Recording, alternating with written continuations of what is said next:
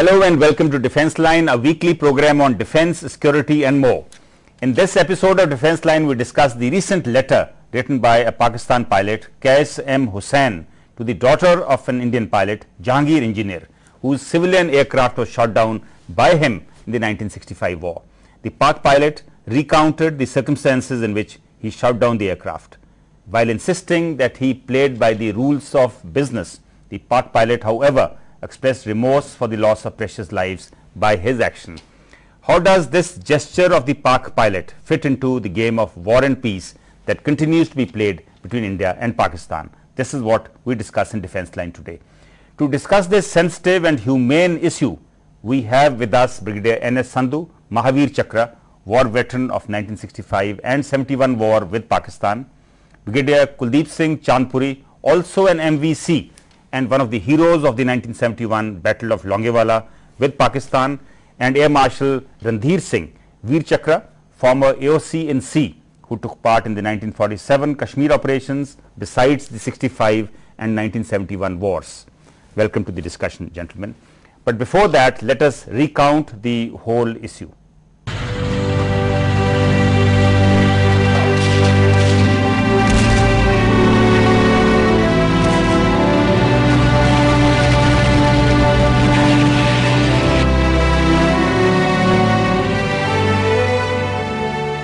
A former Pakistan flying officer, Qais Hussain, recently apologized to the daughter of an Indian Air Force pilot whose plane he had downed during the 1965 war. A profound humane gesture it was, and in return, the Indian pilot's daughter Farida Singh wrote back. The fact that this all happened in the confusion of a tragic war was never lost to us. We are all pawns in this terrible game of war and peace. Indeed, soldiers are all pawns. It's their duty to kill or get killed otherwise. Then what is the difference between a killer and a martyr? The question would be blasphemous for many, but does that make it any less valid? Ask the young soldier who kills for the first time. With the enemy dies the man who fired the fatal shot, the boy he was once. As the enemy breathes the last, a soldier is born. One who knows not how to question, one who only knows how to obey. But beneath that splendid aura of a hero, would there not be a heart tormented at the thought of the father he killed and the son he maimed? One who is a hero to us would be the most abhorred villain to someone else. When repentance comes in, some wounds are healed, others fester for years and centuries, poisoning minds, lives and the history of nations.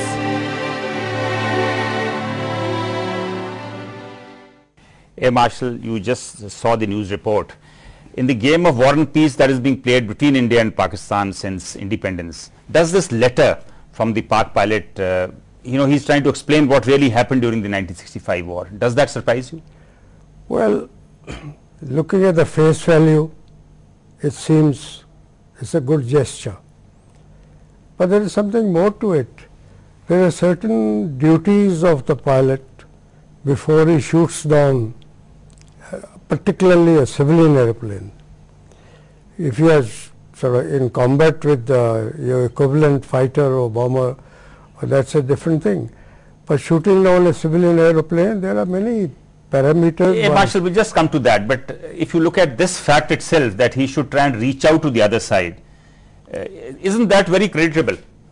Well, I don't know whether it is creditable or it is just another gimmick across the border. At the moment I cannot say so, because if I was in his place, I would not have shot it down that easily, particularly after recognizing that it is a civilian aeroplane. It is inoffensive aeroplane. Just 1 minute. I think, Brigadier, what do you say, Brigadier Sandhu? He feels that it appears to be a gimmick from the other side.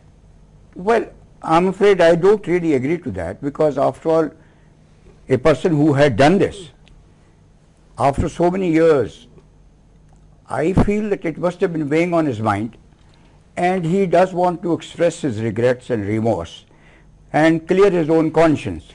And I think this type of a gesture we should appreciate. and it may have happened at the moment over there because a superior person ordered him to shoot it down. Air Marshal, the brigadier has touched on a very interesting issue.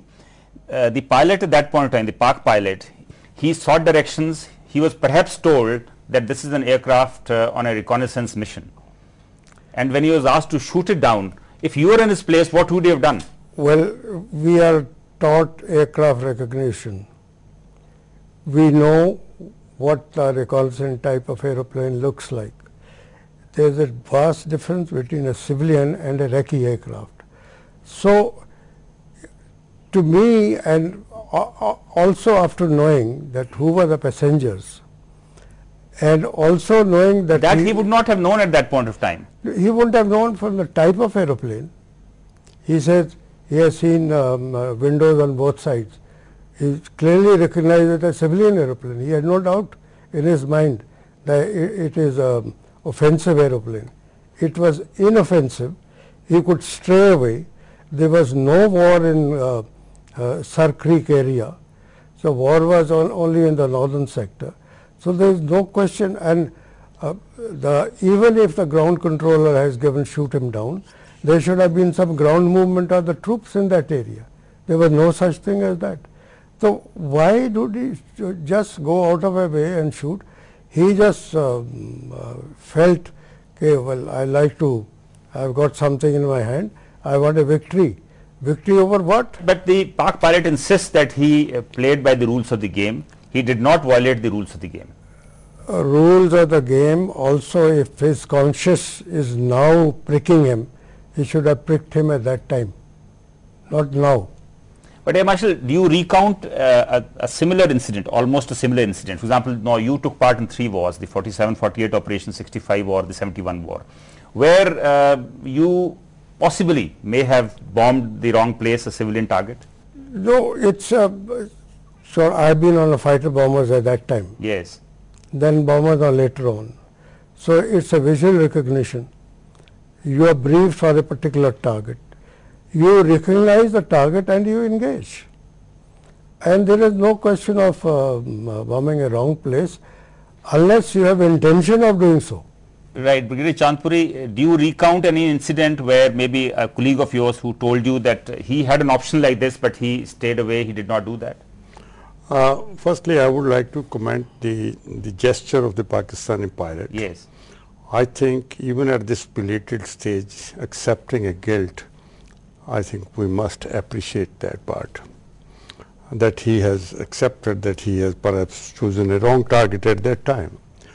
Now, so far we are concerned in Longewala in 1971 war, there was a clear-cut attack on us by the Pakistanis.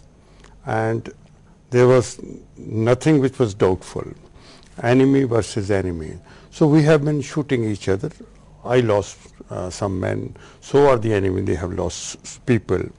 So during war, I think we don't count all these things. We see anything before us is our enemy. So in the heat of the moment, you do what you think at that point of time is correct. Certainly, we have a human touch. Even a soldier has a human touch. We don't want to kill a woman if he's a civilian. If you can help it, you will not kill a civilian. At least I will the last person. Right. Brigadier Sandhu, the Pak pilot also said that when he went back, after having completed the so-called mission, he had a sense of achievement. Now, does that happen that even after killing a person, there is a sense of achievement during battle? No, I'm afraid there is no sense of achievement or elation. But if you are in the heat of the moment and you're fighting the enemy, after all, if you don't kill him when you're confronted with, he is going to kill you. Brigadier Chandpuri, during the Battle of Longewala, you may have taken some injured persons whom you had injured. So how did you treat them? Most of the people were killed there, but there were few people whose cries we could hear. On the entire day of the 5th December, we couldn't move out of our trenches and all because this is 5th December 1971. 5th yes. December 1971, because the Pakistanis have attacked Longewala on the night of 4th, 5th, and the entire day of 5th they were dominating with fire from all sides. So we couldn't move. But on the night of 5th and 6th, very close to our defenses, we could hear some noises of the, appears to be some injured person. So when I listened and I was told, I sent 2-3 people to find out whether they're our people or they're of the enemy. We found 2 soldiers of the Pakistani army in a very bad shape. We brought both of them to the post. We tried to save them. One of them was speaking and he was telling in Urdu, "Ke saab humko marwa diya hai inhone." The other man was giving with fingers some indication where we couldn't understand. We tried to give them water. They wanted water and we have been putting in their mouth. So could you save them? No, unfortunately we wanted, it was my earnest desire, look, if they may be useful. Firstly, if we save their life under the circumstances, it will be a very good thing on humanitarian But at that ground. point of time, I think the bigger mission must have been to extract information out of And them. that was that if they survive, we may be able to get But more. did you note down their names, the unit they were from? You see, during war, we do not carry any documents which can reveal your identity. However, in our army, we do have some identity disc which we carry. Yes. We could not, but from the face, from the uniform, I could make out that one was from the Baloch regiment, and the other was from the East Bengal Rifles. They have come along with the armor which has come and surrounded and attacked Longewala. Right. I'll just come back to you. Brigadier Sandhu, do you recount a similar incident where you took an injured during, let's say, the Battle of Dera Baba Nanak? Yes, we had quite a few Pakistani prisoners. Some were injured, some were not injured. One was almost dying and crying for his help. But once we had captured the bridge, these injured people or the POWs were brought back to the battalion headquarters. The injured were given first aid by Captain Sood, who was our RMO at that time, and the remainder, after extracting immediate information as to which enemy forces are opposing us. How much of torture did you indulge in? I'm afraid, well, I for one didn't, but I know there were some of my men who in the heat of the moment, because their company commander was killed, Yes. Major Devinder Alawat, who got posthumous Mahavir Chakra in that over there. And in the heat of the moment, when they saw their own company commander killed and few of the people shot dead, they got hold of them and they were almost beating them with their butts. But the officer who was close by, Himalayan, he sort of went to their aid and he says, "Don't do that."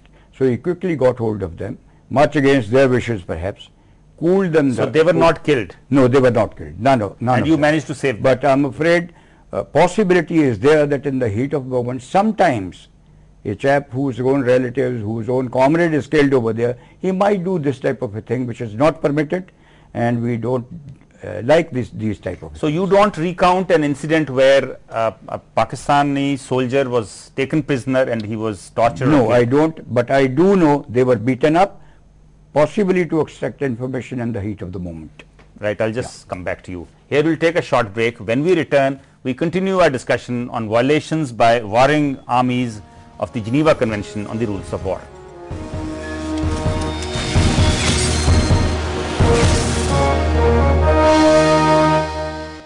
Welcome back. We're discussing the human strengths and failings of soldiers during the war. Brigadier Chandpuri, we all know wars are dirty business. Lots of lives are lost. And I'm sure you must have felt sorry for the lives lost of your own colleagues. But did you really feel sorry for any particular life lost during the Battle of Longewala? What you said is absolutely correct. We do feel sad when our own men are lost. And so for the enemy is concerned, when we are face to face with the enemy, shooting at each other, at least I do not have any regrets, because my